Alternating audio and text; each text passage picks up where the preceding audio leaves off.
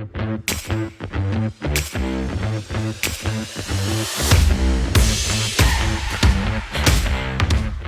to the Evergreen Creative Company Podcast. We like to call it the Evergreen Creative Podcast. It's a little bit shorter to say, but our main goal for this podcast is to share our experiences as a company through the projects that we work on a weekly basis. Whether you're a client or another creator, you're going to get to hear our experiences from each project that we work on. So if you find value from this podcast, please leave a review and also share this with your friends and colleagues. All right, welcome back to the Evergreen Creative Company Podcast. I am Josh. I'm Houston. I'm Hannah. And Kristen she's actually about to be on live at lunch. So she's talking about... What? Really? I can't remember what organization she's talking to. I think it's the CAC, the Child Advocacy Center. Okay, cool. Talking about some promotions they got coming up. So she'll be on there. Maybe we can hunt down the live at lunch and put it in the show notes. I'm sure she'll love that. But yeah, so Kristen's out of the office. Houston and I don't mind talking about this now. We just talk about whatever. It is what it is. Yeah, it's but so a busy like few weeks. The status of the podcast right now is like normal. We try to talk about the week before, the projects we worked on, and so on and so forth. But it's not that we weren't busy, because we're always doing something. But there's a lot of editing and in-house it was a work. lot of in-house type stuff. So there wasn't a lot of like shoots or things like that. I worked with Dothan Balloon Company first time. Like we've had a lot of planning with them, but we finally got to shoot some footage with that. So that's actually gonna be a fun project. Like Houston and I were talking yesterday, and the challenge with that project is like, obviously we can make some solid videos. We can make some really good looking stuff. But Dothan Balloon Company, ourselves, like we like to try to do things a little bit outside of the box, not as cookie cutter. So we're still trying to churn some ideas of like what's some fun, different videos we could produce that will, I don't know, just draw more attention or just make them stand out a little bit more. Like I said, like we can create some solid videos. Like I think we're going to do that regardless, but we want to figure out some ways that we can try to make it a little bit more interesting. So, yeah, I had 2 shoots with them. There was a wedding that they set up for. And so this was you always learn so much with the clients that you work with the different ways that they do stuff or their products and whatnot. So they're setting up this video wall. They're setting up this balloon wall. And like if I was to guess how many balloons was on the wall, I would be nowhere close to anything of what they actually put up there. 50. I was like 100. And it was actually, I'll try to put a link to a picture or something. I know that they posted about it, but we'll try to put that in the show notes too, so you can kind of see what they're talking about. But I think it was like they pre-build as much as they can before they actually arrive to the location that they're going to, but it's 2 huge like panels, and it was like about 500 balloons on it. So it's just like, good Lord, that's so much. But and that's just like a wall. Yeah, like one section of what they do. Yeah, so like they do some larger scale stuff. So there's a sorority house or something like that in Troy that we're gonna be setting up for next month, and it's like the whole house is covered kind of thing. In balloons? Yes. Good Lord. We are the largest production. I don't even think my mic is on at this point. Is it? Is it? Turn Hello? it on. This is Hannah, in case you missed it. Yeah. You said something about like it's a lot larger than da-da-da, and I was like, the largest. But you didn't even blink an eye. Houston laughed, felt it, and I was like, I'm like, if I lose my train of thought, like it's gone. So sorority house balloons. Yeah, it's gonna be crazy. You're saying it'll be the largest balloon setup we've ever shot. So like, am I the only one that can't say larger anymore? It's like I have to say largerest. It's just tacked onto the end. Yeah, it's just I'm used to hashtagging it on things now. We need to find some creative video idea to explain that. Yeah. Do they know? I have We've no talked idea. about we've talked about it on the podcast Who's last they? week. Who's The they? others. The others. Have you ever seen Lost? It's like that. We talked about it last week on the podcast. I know, but do they watch it? Who are we I don't talking know. about? They, Who do you think we're them. talking about? Oh, them. Them. Anyways. Yeah, moving on. There's so much I want to say about that, but I want to do it like in the right way, kind of thing. But Another problem for another time. like glancing over at the best of the Wiregrass, so we are officially into the voting round, Okay, cool. which I Nice think starts in segue. a 5th consecutive year. so I think voting starts in a week or two, and then you get to vote for, like, everybody can vote every single day, and we'll see how we do. And just casually glancing over I'm at our just 4 best casually of the looking Wiregrass over. awards. Speaking of, Uh, that was good. but like rolling back to what I was starting to There we say go. was, like, yeah, we get to talk about, most of the time we try to talk about the different projects we work on previously, but like I'm too excited about this project we got coming up with the Wiregrass Safety, Wiregrass Public Safety Center. I think it's Yes. something like that. Anyways, it's I think the largest project we're going to be working on. It's going to be something that we have to work on almost like a full year, just to be able to get all the different elements captured. It's super exciting. Like, we walked through the facility. Kristen and I did it last time we met with them. Then we brought Houston so you can kind of get a visual idea of what we're working with. Super impressive place. Like, it's such an amazing opportunity to get some crazy epic footage. There's fire props, there's SWAT team training, there's sniper rifle stuff, Virtual reality training. stuff. yeah, the 360 room is crazy. The simulations. I had no idea, like, just pulling up there, I'm like, oh, that's a nice fountain they have out front, to find out that it's 18 feet deep and they Yeah, have divers go under there. There's it's a not just a pretty car. fountain, it's actually something that they train with. Yeah, it's a lot of cool opportunities coming up. So we'll update people on the podcast and through post and BTS. I can't wait to start actually shooting some of the stuff. It's going to be a pretty sweet project. But one of the, like, fun aspects that we got to finally get back was the film scans from the photo We bus did. shoot that we did. Shot those a while ago. So I was interested in to see, like, okay, so colors or how all that kind of stuff was. And there was like a preset that we used for some of the digital stuff. And it was really just temperature difference. Like, as far as the quality and some of the, like, film grain and all that kind of stuff looked pretty close to what it was. So I was pretty impressed with that. So I can update some of the digitals to try to match the films a little bit more. We know, Which is interesting. almost create our own film 'Cause we were preset. Shooting Kodak Gold 200, which is usually like a very warm, like summery toned Right. film, but it was like a weird, like overcast day, like it had rained all Yeah. morning. Mm-hmm.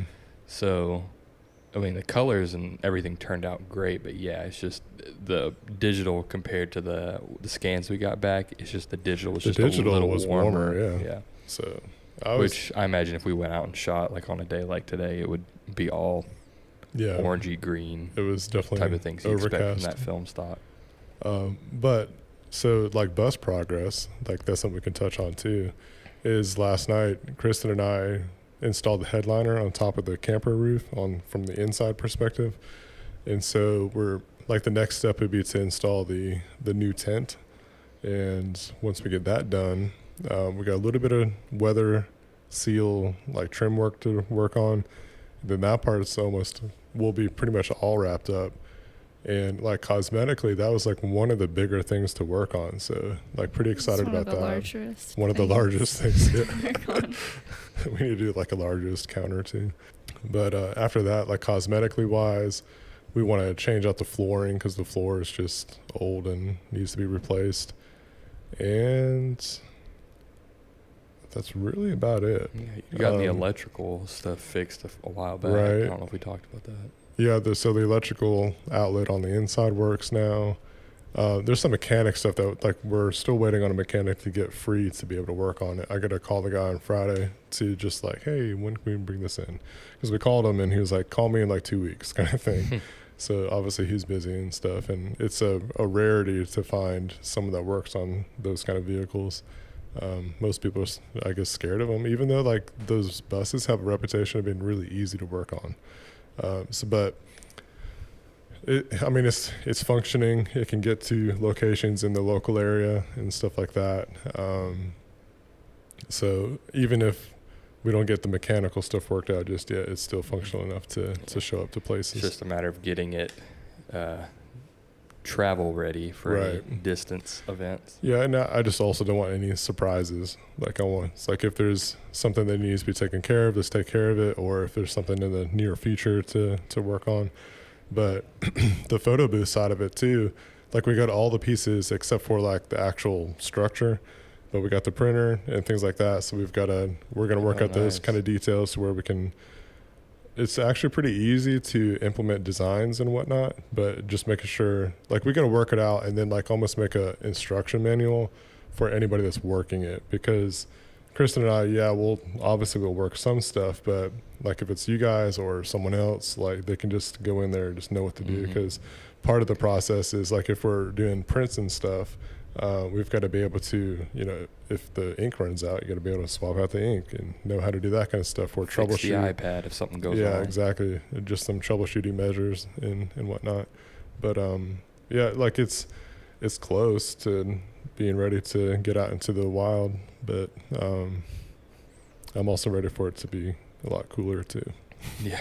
Because the Wiregrass Yard Party for Art, like I'm really excited about that. That's gonna be such a good opportunity. We're gonna be one of the main sponsors of it with a deal that we worked out. But like it's for being like the first major outing, like that's a pretty big event to have that propped up at. So I'm pretty pumped about it. Yeah. They actually market it as being like the hottest party in the area, because it's literally in the middle of July. August. Oh, is it August? August 13th, yeah. Usually, we'll see how that goes. Like kind of going back to the film discussion, this podcast is going to be all over the place. I love that she was over here taking a nap. It's like, I know there's a little pillow on the back of that chair, but chill. I'm curious, like, I know, like, we've touched on, I think in the podcast, like some of our history, like how we got started and stuff like that. But how did you get started with, like, what spiked your interest to even get into working with cameras? And what were some of, like, the cameras you started on? So for me, it was largely just kind of like the early vlogger era of YouTube. Because like we were even talking this morning in the car just about some of the vloggers and people that we watched on the earlier days of YouTube that kind of got me into that. I never really picked up a camera until I think I was doing like yearbook classes in school. Like I was in the yearbook classes and they just handed me a camera. I was like, you're gonna do it. It's like, all right, I'll figure it out. It's some Nikon the school bought, put it in auto and hoped for the best. And then at some point along the way, I picked up a Flip Ultra HD, which is like what all the vloggers in like 2008 were using. So what did you pause? Hold on a second. Pause the podcast. I have it in my trunk.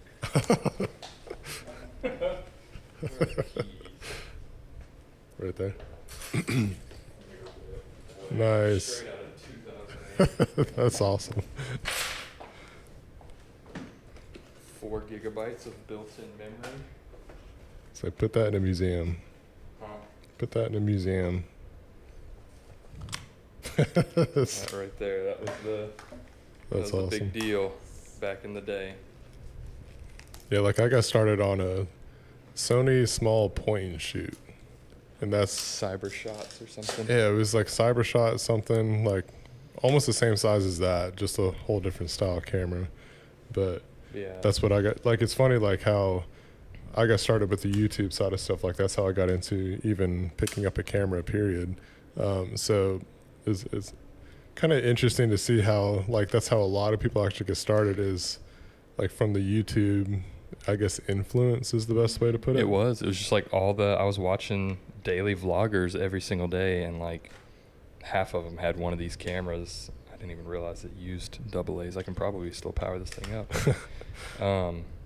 Do we have AA's here? Oh yeah. Do a 720p video for you, but show up to a client shoot with that. Yeah. But yeah, I mean the big draw was you just plugged it right into your computer and dumped all the footage and stuff. I never owned one, but it was one of those like almost I had it in my shopping cart a few times, put it that way. I just used it for fun, like made little random videos. Mm-hmm. Like there might even still be stuff on this, I don't know, but like 2 gigs worth. Yeah, probably. I mean, If it literally only has 4 gigs on here, like right. on board. That's what I say. Like on board, like there's not much storage. But yeah, it's like one video clip that we take on on our cameras now is 2 like gigs. That I mean, I rocked this thing for a while, and somewhere along the way picked up the Sony A7 II, and the rest is history. Like, I mean, I had that thing up until just now. Like, I had it for years and years and years. But I've used everything under the sun at this point. Got started in live production. Yeah, I was about to say, like, middle of my college career. You started with that kind of stuff, but then you also, like, worked with the JC Productions that has done some pretty big stuff. Yeah, it was just crazy, the connection there. It was, they're, like, in my little small town of, like, 10,000 people. Got linked up with them just as like a summer job halfway through college, and enjoyed it so much I ended up switching majors for that reason, and also I didn't want to do as much math as it would have required for my computer science degree that I was going for. Yeah. And then, I mean, I didn't even finish college. Like, I was like 1 semester off, but I was already working full time there. So that summer job turned into a 3.5, 4-year job. With your experience now, and this isn't a slam on colleges and stuff, but would you say that film school would be worth going through? See, I don't know. I didn't particularly do film school, and the school I was going to didn't particularly have like a great program for what I was doing. But I mean, I think my real world experience taught me more in the realm of like what ended up now being my career than I ever learned in college. Not saying that college is a bad thing. Right. Like, I had a full ride scholarship to, I mean, the university down the road from my house. Yeah. So I went just because it was paid for, and you know. But not everyone has the opportunity that you had, where you knew people who were doing these big shows, and you got a bunch of real life experience from that, because a lot of people don't have connections like that. Mm-hmm. That's true. And people will only, you know, hire them if they see a degree. And I've heard with like college can programs, make you connections. so like some of them will place you. So networking is like, it's key and crucial, and I guess there's just different avenues to get that. Like, so sometimes like in your position, you were able to link up with a company that had, you know, you could network that way. But I also heard with people that have gone to film school, it's almost like a way to get networked, because like professors and other leadership and things like that, they also have their connections to where, like, if they have a student going through their programs and they know that they could be a good addition to a particular company or production, whatever going on, like that's a way to wrap yourself that There's way. a lot of colleges that'll end up like placing you in jobs and stuff within the industry, and even like, I didn't go there, but like the technical school that's like a sub part of the school that I went to, like Jeremy taught there for a few years, and you met Steve who worked there. You know, they've got connections all over the place. So maybe not even so much for the education side, but there are valuable connections to be made in college situations with people who've done it longer than you. If you don't have really great connections like that, then it would probably be worth it. But if you do, like in Houston's case, where he was getting all this experience, and also we now have like YouTube, the internet, like so many things where you can do a lot of research that way.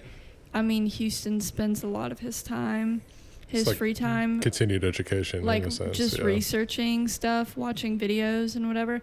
So I feel like for him, it probably would not have been worth it to go to film school. But for someone else, it might, it might be. If it weren't for the connection that I made, I mean, it was just randomly. Like, it was kind of just like, you want to try this out, see if it works for you kind of a thing. And then turned into like a 4-year run where I was working in the office and then on the road like 9 months out of the year. Yeah. Kind of bouncing in between college. Like the first few years that I worked there, I would work, 8:30 to 11:30, leave, go to a couple classes one day, then come back, finish the day out, that kind of thing, bounce between. And like the only reason I never finished college wasn't necessarily because I was working, but some sort of mix up where like a professor who was teaching like 3 of the classes I needed my last semester quit, and they're like, well, we're not going to have them this year. And I was like, well, shoot, I don't need this. So I'm already working full time. I just never went back. And now I feel like I'm at the point in my career where my resume and experience can get me through most doors that I need now. But for those that don't have that, a degree will definitely kind of get you some places that you wouldn't otherwise be able to get to.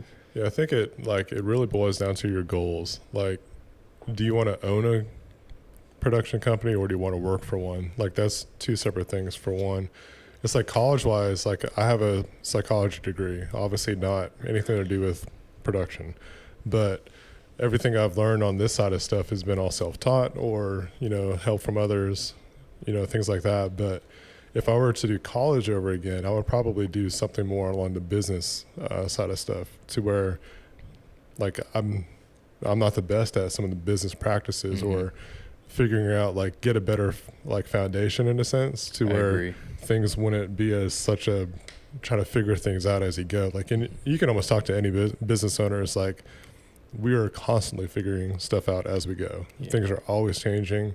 And so, like, if I were to do, like, advice for anybody, I guess that, like, what this discussion is just turning into is, like, is film school worth it kind of stuff. It depends on what direction you want to go. Do you want to own, like, a production company? Because, like, in reality, business, like, you might want to at least minor in business. Maybe that might be the direction to go. But, like, the way I am too, since I had to figure so much on the go or figure out things as I go, I think maybe getting a quicker foundation of, like, just some of the basics would have been, like, nice to have. Yeah. But obviously, like, college is an investment. Like, if you don't have scholarships and stuff, it is so much money. It is not worth it. Like, if there's not some sort I of, almost went to Liberty. That's what I finished up with. The only reason I didn't go was because my whole family got COVID. I did Liberty Online. I was, like, about to spend, like, $100,000. It's so much money. It's just, and that's also, like, the part of the discussion that you really need to have is, like, can you link up with a production company that'll be willing to take you on and teach you their ways and almost like stay in that lane kind of sense. Or it's like, I mean, there's so many courses out there now too. Like, there's filmmaker courses. Like, you got to be careful on some of them. Some of them are just real kind of sketch on, like, salesy kind of stuff. But there's a lot of resources out there that I think that you could really adapt to. And honestly, it's like, even just as a creator myself, like, I enjoy teaching. Like, that's something that I like to do. I like to have that more of a mentorship side of teaching. So throughout my whole, since I've started YouTube channel type stuff, I've had people always picking my brain on stuff. And, I'm not saying, like, every person's going to be, like, have that mentality of, like, willing to help people out. There's some people that are like, I want to teach you my secrets kind of stuff. It's like, I don't want them to take business away from me. That's not the way I am here. If someone were to walk through this door right now and just wanted all the advice in the world, like, I would try to make time to make it happen. But I think, like, because there's been so many people that invested into me, like, it's worth investing into others too. And it'll come back around in a good way too. But yeah, it's like, if I would at this point in the game for sure, but also if I could step back, I probably wouldn't do film school, like, as in a college setting, but I would probably at least get some formal training of some sort. Yeah. And even for me, like, I think at least minoring business, I think that's brilliant advice, Yeah. especially if you plan on being any type of entrepreneur in this field. Even a freelancer, Yeah. like you need to learn how to run everything as a business. And there's, like we've learned, like again, going back to like learning from our own clients, like we work with a financial consulting firm basically, and just figuring out the different tax brackets that you should be in, Yeah. and the different ways to set up that kind of stuff. And if you are a freelancer, like most of the time you're gonna be like 1099 type stuff. So, but you still need to set money aside to do certain things, For like your taxes. how are you going to get healthcare and all this kind of stuff. Yeah. So if you're supporting yourself, you got to be able to still sustain other ways. And also Well- finding all the right ways to use the tax laws to your advantage, because otherwise, like if you're quote unquote self-employed, like you're gonna get your butt kicked with taxes. You're also not getting health care unless you're paying for it, that kind of thing. Well, and it's like we were hiring someone on the road to fill in for a couple shows, and she had been recommended by a couple people, and she had like a master's degree in mass media. I don't even know, but From some sort of film program in some college in ORU, Oklahoma. I Was it think. ORU? I don't Maybe. know. We were close by, so probably. yeah. But she had a master's degree and all this stuff, but she just didn't really know what she was doing. And there were a lot of other issues anyway, but like the biggest thing was like we were with James, and he was like, I don't feel like I can like trust her to like send her off to do a good job with these things. So it's like, even if you go through school and everything, if you have no experience, Yeah, like you pick a it's- school that's going to give you experience. it's almost if you're gonna worth go that way. nothing. Yeah. I mean, it's good knowledge to have, but anything that you can do where you get any type of internship, even if it's like a not paid internship, anything, Yeah. you need experience. I think that route where you're getting like with internships, if there's, or even like an apprenticeship, something like that, where you're getting your hands on like real world Yeah. experience, or, you know, shadowing somebody who has done it, at least for me, in my opinion, would have been a lot more valuable to me than what I was going to school for. But, you know, I was going Yes. for computer science originally, and kind of fell in love with filmmaking and production along the way, and tried to switch my major to something that kind of fit that. And even then, I didn't really learn a lot, but I kept going because I had that opportunity. So I think it's you know, if there's some sort of like federal aid or scholarships, I mean, I think it's worth considering. Otherwise, I mean, especially if you're jumping into a career like this, I don't think it's worth putting Well, yourself in that much debt 'cause, when I you can mean, learn you could- everything on YouTube. You can compare it to like cooking. Like if you're going to culinary school and they're teaching you all the things, but you never get your hands on actually cooking, then like why did you even go? And like a point like to add on to what you all are saying too is, and I think this is just colleges across the board, like I think almost every industry is advancing so fast that like the material that they're teaching from gets outdated so fast. It's true. So it's like keeping up with the stuff that we're using. It's just like, it's crazy how advanced every single model comes out New with. technology, and the new different systems abilities. come out every single month, it seems like, at Yeah, this rate. it's like social media, like algorithm is changing constantly. So it's hard to Yeah, just on the marketing side of Yeah. stuff, like, and that's where There's some stuff you can't teach. You just have to like you have to be figure in it out, be in it. honestly. You It's- have to figure out what works, what doesn't. if you're going to do marketing, like I think that, and again, like if I were to go back to college, like I think I would like even like some formal training on some marketing kind of stuff, because just some of the basic principles, like that might not change as much, but it's like you're talking about the algorithms and stuff, like they're constantly They're changing changing like every week. Day to It's day. ridiculous. And so there's no way that, unless if the professors or teachers are keeping up with that kind of stuff, like that's what you have to consider. Like I would try to vet the colleges more than the colleges vet their students, because if you're going to be investing that kind of money, and even if it is grants or whatever, you don't want to just plunder it all. And I'll use Alec as an example. He worked with us for a couple months, and he was at SCAD doing film school, he had GI Bill kind of stuff, and he ran out of it like in a heartbeat. Like he wasn't, I think he maybe did 2 years worth. And so there's definitely way more to still go. But he's like, he's questioning him, like those kind of decisions. Like, am I getting my value out of this? And is the money worth spending all that kind of stuff? And so like, we used him as like an intern kind of level of stuff here. So that way he could kind of like figure out some life direction kind of stuff. But like, he's not the only one that's questioning, like, should I continue with this, or can I link up with a company and learn the things I want to do? And like, he wants to be a filmmaker.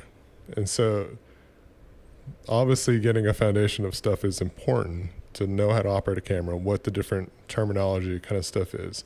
But experience, like, you got to get your hands on that camera and figure out the storytelling side of it. I keep on hitting my nose on the... I have makeup all over this mic, but mostly from when Houston just kept hitting my face with the mic.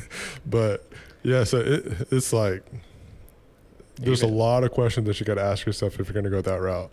I would say like some formal training of some sort, because like I said, workshops, find the right kind of workshops, get some recommendations from some people. But like, find out in local communities of different filmmakers that are, or photographers, whatever the genre or industry that you're part of, and find the ones that are a bit open-minded. I want to do. Oh my gosh, there's so much I want to learn. Yeah, it's ridiculous. I want to do graphic design school, but I also don't want to pay. So I've been trying to look up like graphic designers that I really like their style of graphic design, and trying to be like, do you have a course? Right. Yeah. That is one skill that I will kick myself forever for letting get away from me, because like, I used to do so much like Illustrator, Photoshop stuff, just as kind of like a side thing in the office with JC, because in addition to video production, they do a lot of marketing stuff for like some of our like After Effects kind of stuff. Yeah, like our local businesses and stuff. So like, I would build flyers and graphics and posters and stuff in Photoshop or Illustrator all the time, but then got so caught up in like the live production of side, shooting, editing video, all that kind of stuff, that it got away from me, and Photoshop had changed so much in those few years that now I can barely do it. Well, that's what I'm working on right now, is just trying to find what the best avenue is, because that I want to get into that more. Does it like more than like Canva? Although Canva is saved our butt. Canva is very easy. Yeah, it has saved us. Yeah, it's tough. Like, I would love to have the skill set of a graphic designer, the skill set of a legit marketing strategies and stuff like that. Obviously, like After Effects, like I just mentioned too. But there's only, I mean, there are people that can do all those things, but there's also like, on my end of it, it's like, I need to know the business side of things. I need to know how to network. I need to know how to do sales. I need to do all that kind of stuff. It's like the hats that you have to wear as a business owner is crazy. Hopefully, like at certain levels of when you're owning stuff, you're able to hire on people that can take in some of those roles. But just on the interest side of stuff too, it's like, I'm interested in knowing how to do that kind of stuff. Like, just because when I'm trying to create something, I have this idea in my mind, I want to try to produce it. Like, I want to be able to sit at the computer and work it out and make it actually happen. So just on the creative side of stuff, I just want to know about that. Like, business stuff aside, I just want to know myself, but I would have to be in school for my whole life to learn all the stuff I want to learn. Yeah. So is college worth it? It depends. It just really long answer or short answer. It depends on the person. Yeah. I would definitely ask yourself, what direction do you want to go? If you don't know a direction, I would still link up with other creators, study them, contact them, try to, at least you're gonna have to network regardless.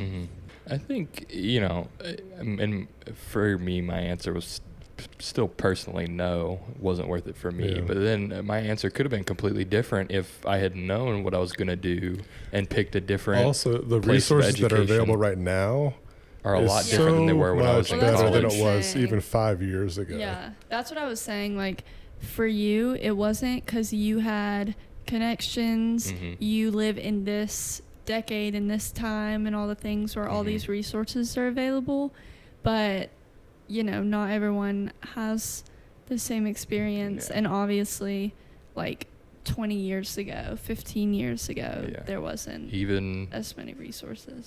7-8 years ago, whenever it was I was in college, is completely different than like the landscape's completely different now too. I mean, this could be a whole other discussion. It's like, is it too late to even get into this kind of industry? I don't know.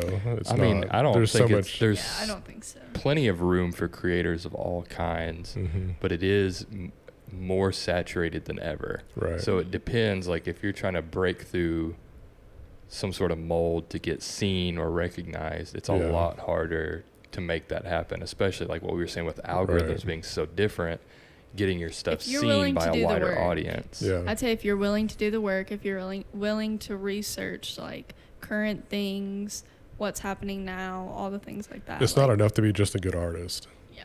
Like, and that's, you have to be a good marketer too. Exactly. You have to be a good several different hats. Exactly. I think obviously word of mouth works great with artists and things like that, but it's like if you're not on the digital platforms, it's going to be very difficult to be successful. All right, so for the pro tip, after all that we talked about, one of the things that kind of stood out to me was networking, because regardless if you go into like a college field to start with, or if you go right into the workforce, you're going to have to network. And networking is going to be, whether you're a freelancer or whether you're trying to get into the business field, own a small business, like networking is key. Making good connections, and, you know, like people ask, like, you know, how did you get where you are, kind of stuff, or like how do I develop a business? And like, treat people well and do the best job you can, and things will work out. If you don't treat people well, you're not going to go anywhere. If you don't reach out to others, like I'm an introvert, extrovert kind of person, but it's like I have to force myself at times to reach out to people, or just set up things to go do things with people. But like if you don't network or try to make friends or just find people in the area, like you're not going to get far. Like even like hiring you was a networking avenue because of Megan that was working here. It's like if I wasn't asking questions and things like that, like she would have never brought it up, or you know, just being open. And you know, we knew her. I did tell her too. I was like, give them a good word about Houston. But we like if you don't say stuff like that, if you don't reach out or branch out. She's the only reason we found out, because she knew what I did. Well, because I've known obviously about Evergreen for a long time. I didn't. And I mean, I've known Kristen my entire life, but when Megan said Megan was leaving, I was joking with her, and I was like, oh, is there a position available? And she was like, actually, yes. And I was like, wait, really? And then I said nothing about it because I wanted to get it on my own accord. I know. I kept on telling Megan, I'm like, tell him to apply, because like I need something to come in here that's the right fit. I was like, tell him that, like, I think we were still engaged at that point. I was like, tell him that you're engaged to me. Whatever. Name drop. Yeah. And then after every like meeting he would have, or like video he would send in or whatever, I'd be like, did you mention it? And he's like, no. And I'm like, yeah, that connection connected us. And then even still, like, some of my previous connections have brought us into some cool projects and stuff too. Like, I would have never thought I'd be behind a camera shooting Miss America. I mean, like, I did that kind of stuff for 4 years. So, like, that's still mind-blowing to me a bit. But, yeah, it's like if, one, like, they liked our work, like, enough to bring us onto a production like that. So, like, again, it goes back to, like, treat people well and do a good job.